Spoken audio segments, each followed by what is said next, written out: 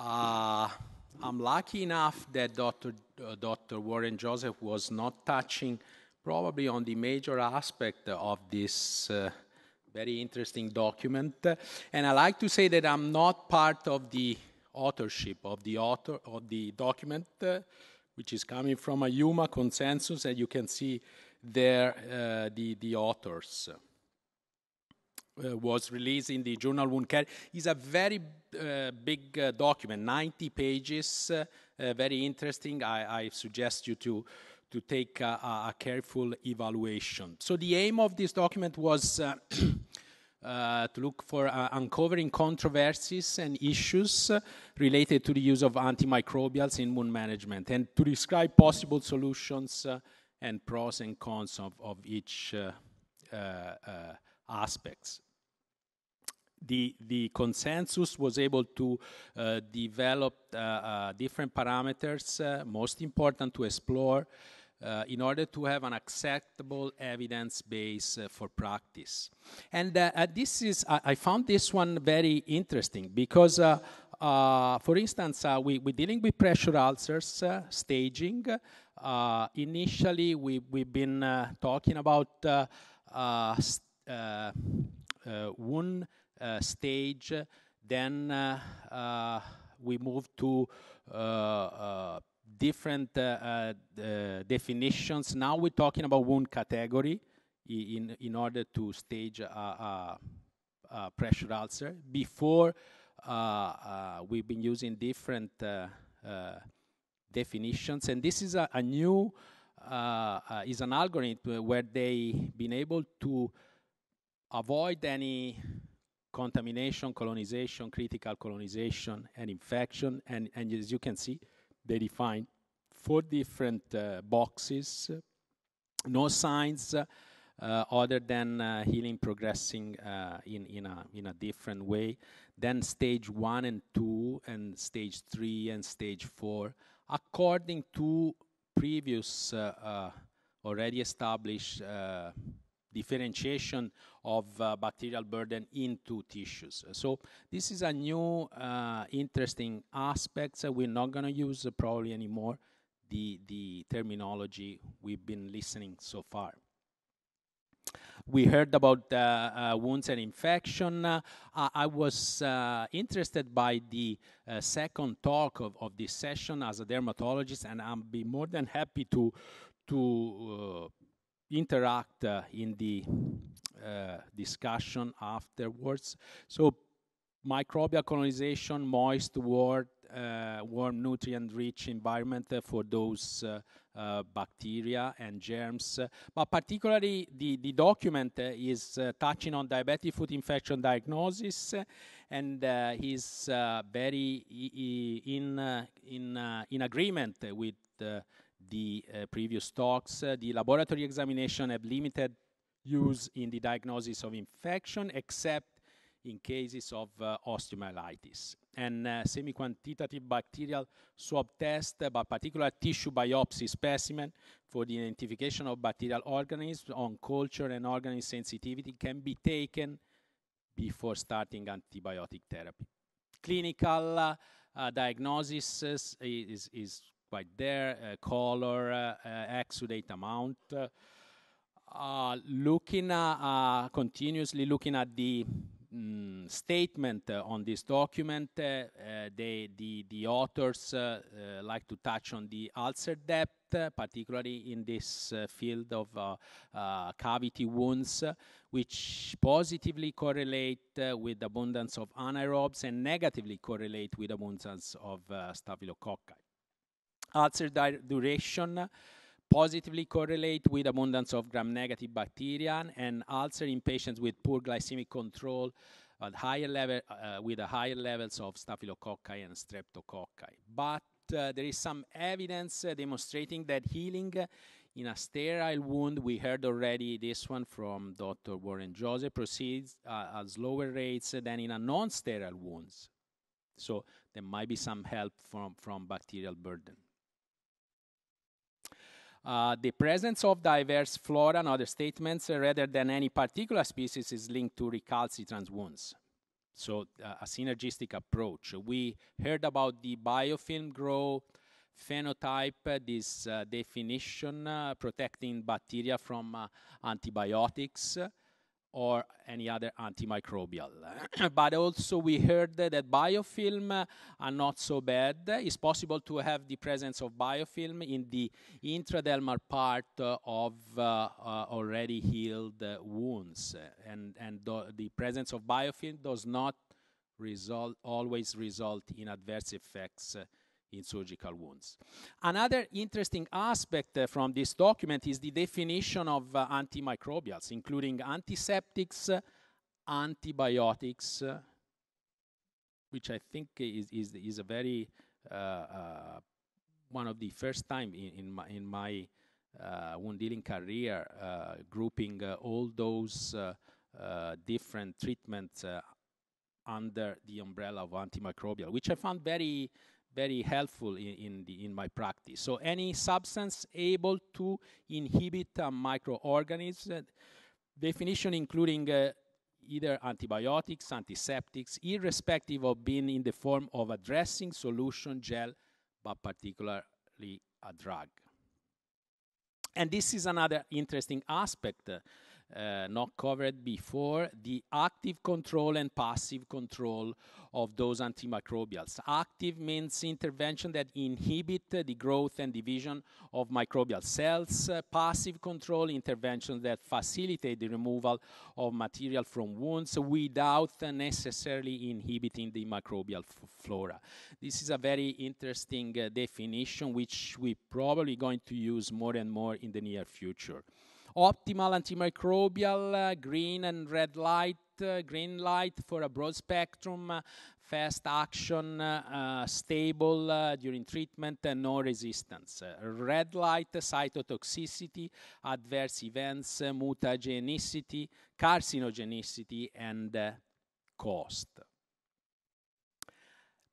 Another aspect we heard already is that antimicrobial effects is mainly influenced by several aspects: the type of pathogen, concentration, biochemical character of the surface inhibitors, and particularly the pH value of the wound. There is an interesting paper in the last issue of the journal Wound Care, which I found very interesting. All the American speakers in this meeting, they rely mainly on European Wound Care Journal, which is very honoring for us in Europe. So look for pH. That's something very interesting in the journal Wound Care last issue.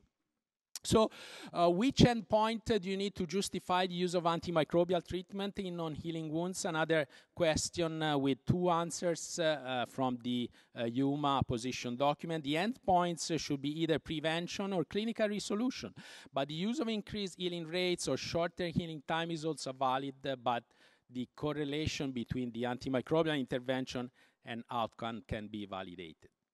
And the indications for treatment, once again, prevention or resolution.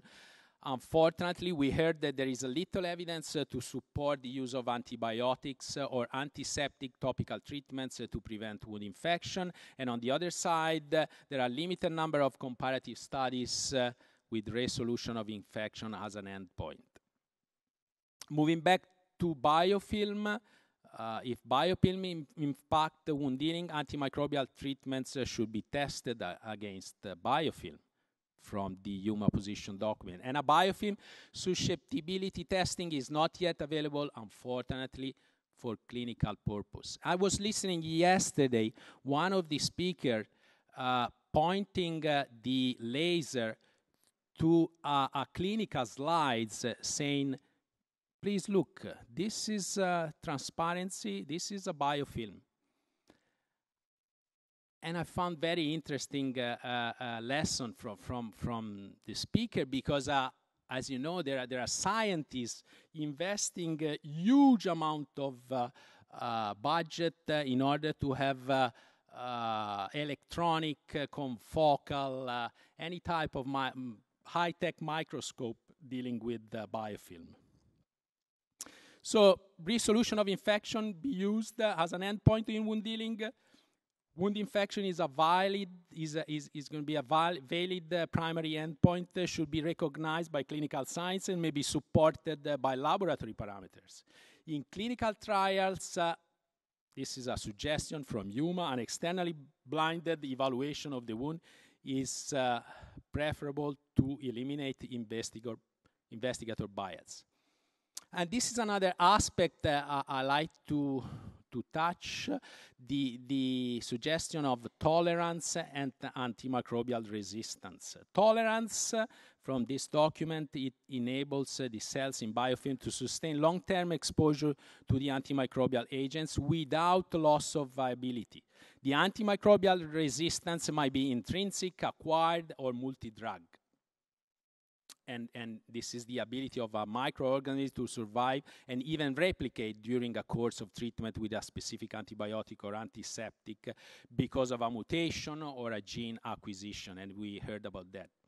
So tolerance on one side is reversible, biofilm disruption with different techniques. I like to say, as a dermatologist, we've been using lasers, not been mentioned in this audience, but there is a huge potentiality also in diabetic foot management with biofilm by use of lasers.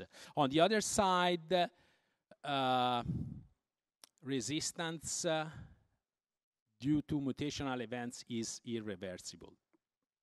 And moving in final part of my talk to treatment, we heard that there is no evidence supporting the use of systemic antibiotic therapy for treating clinically uninfected wounds, either to enhance healing or as a prophylaxis against clinically overinfection. And this is a big discussion, at least in Europe, because of the cost